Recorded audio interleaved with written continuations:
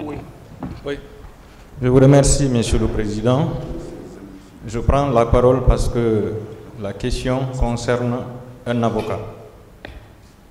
Lorsqu'un accusé prononce des propos déplacés à l'égard d'un avocat, quel que soit le bord qu'occupe cet avocat, ça interpelle tous les avocats. C'est pourquoi je prends la parole.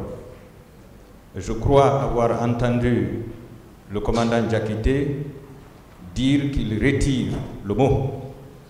Ça veut dire qu'il reconnaît avoir prononcé ce propos qui est vraiment déplacé.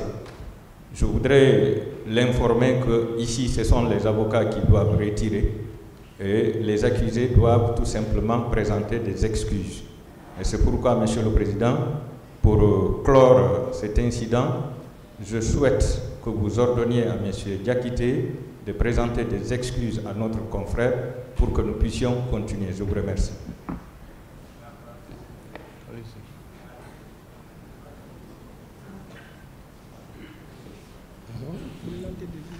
Je vous remercie, Monsieur le Président. Je n'aime pas beaucoup parler. Je voudrais d'abord remercier Monsieur le Président pour sa patience et sa pédagogie. Ce procès, c'est un procès historique. C'est un procès pédagogique. L'accusé, même condamné, mérite respect. Au vu de la présomption d'innocence consacrée par les instruments juridiques internationaux, les constitutions, même une personne qui décède, ses droits continuent à produire des effets dans le futur. Nous sommes des professionnels, nous les avocats. Nous devons avoir le dos large. Qu'est-ce que j'ai constaté dans ce dossier? Et chez nous ici, la partie civile, et là-bas, on fait trop de commentaires, on se répète. La caméra, c'est tout. Nous sommes auxiliaires de justice, je dis bien auxiliaires de justice. Nous ne sommes pas auxiliaires de la justice, mais de justice.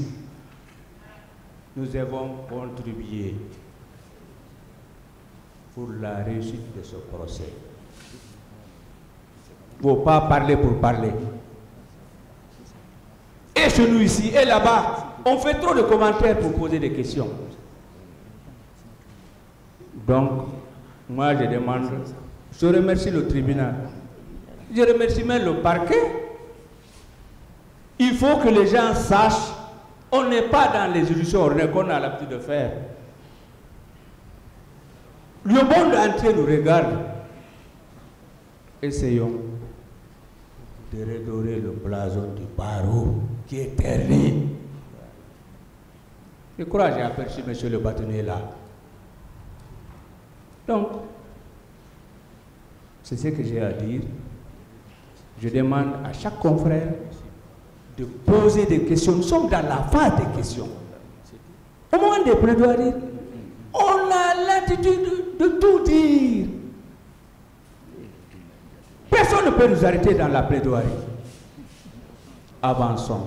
Et je vous remercie. Monsieur le Président, avec votre permission, et nous sommes tous des avocats. Il faut avoir l'honnêteté, la sincérité. Lorsque son client tient des propos inadmissibles, de l'avouer. Alors, franchement, les propos tenus par notre client à l'égard de notre confrère sont inadmissibles. Nous lui demandons de présenter des excuses aux confrères.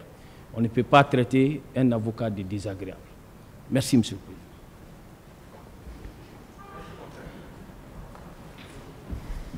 Monsieur le Président,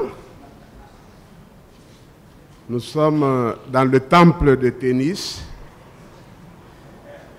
le temple de l'excellence. un temple qui a son rituel, qui a ses rudiments, qui a ses sacrements, il y a cet totem. Et c'est pourquoi nous marchons tous comme sur des œufs. Et quant à remettre votre crédibilité en cause, ça c'est de travers, sincèrement, parce que le moment sera venu de parler de ce que vous incarnez, de l'adhésion collective qu'il y a quant à cette formation, parquet et siège confondus. La plaidoirie le révélera. Moi, je pense que le temple que nous occupons, c'est pour nous une ère de jeu, mais un jeu coordonné, un jeu couronné par le respect des textes de loi que vous observez. La justice est un art, la justice est un jeu, la justice est aussi un sacrifice.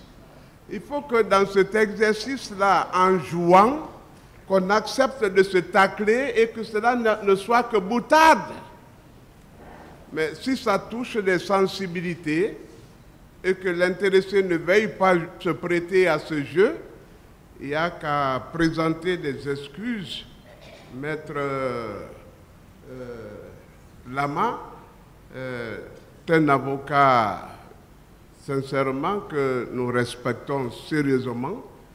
Et s'il pense avoir été écorché, c'est d'ailleurs à quoi nous adhérons, désagréable procède de désagrément. Alors, les questions qu'il reçoit aussi sont parfois désagréables, mais ça ne lui donne pas matière à qualifier le confrère comme tel. Nous présentons les excuses de que cet incident, sincèrement, passe. Nous demandons à notre confrère de bien vouloir les accepter et que le cours normal de la procédure se suive, quoi. Je vous remercie, Monsieur le Président.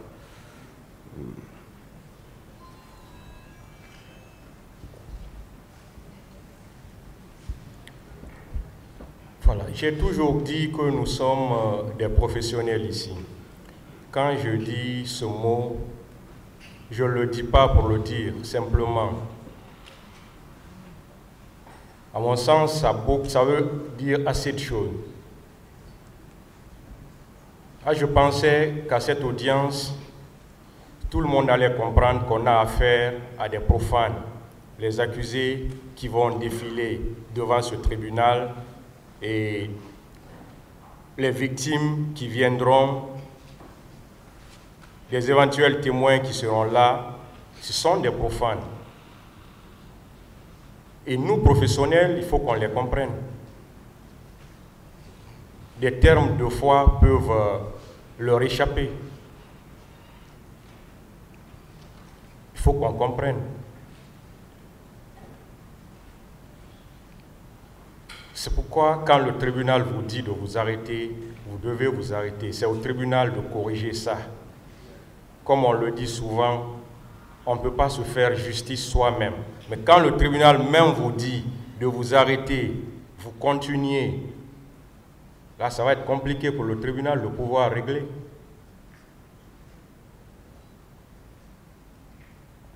Donc, une fois de plus, nous sommes des professionnels. Comme l'a dit un intervenant, ayons le dos large. Quand il y a des termes qui échappent deux fois, on peut corriger et puis passer. Ça n'appelle pas forcément un incident.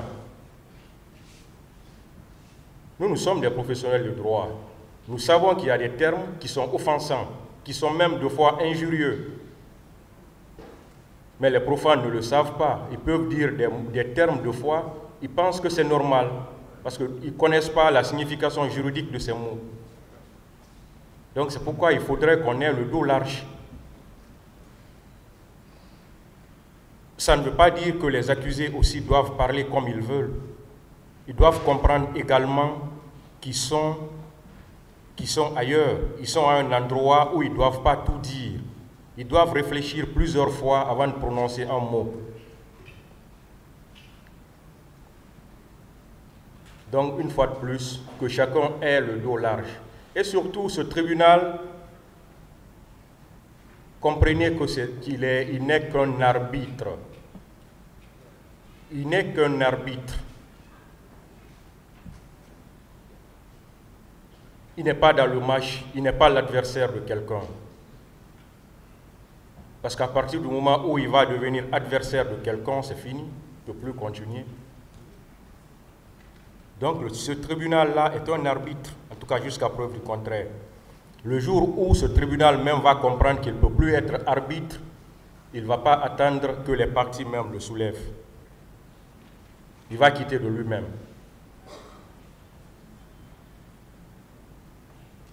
Donc, jusqu'à preuve du contraire, nous nous considérons comme étant des arbitres. Quand je dis tribunal, moi, les assesseurs et le greffe.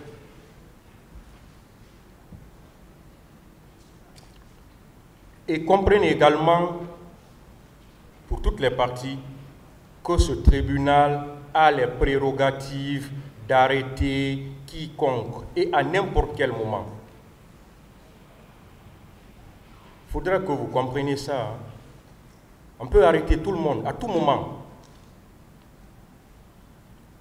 Parce qu'on ne le fait pas comme ça. Dès que le tribunal sent quelque chose, il peut arrêter n'importe qui. Donc, ne voyez pas cela comme étant un musellement ou comme étant un empêchement. Ça, il faut qu'on le comprenne également. Monsieur Gakité. Oui, Monsieur le Président. Voilà. Vous devez respecter toutes les parties dans cette affaire. Merci, Monsieur le Président. Les conseils des accusés, des autres accusés, parce que vous-même vous êtes accusé. Oui. Les conseils des parties civiles. Oui. Les représentants du ministère public. Oui. Et le tribunal proprement dit. Oui. Merci. Donc, à ce titre, oui, monsieur, vous allez présenter des excuses à maître...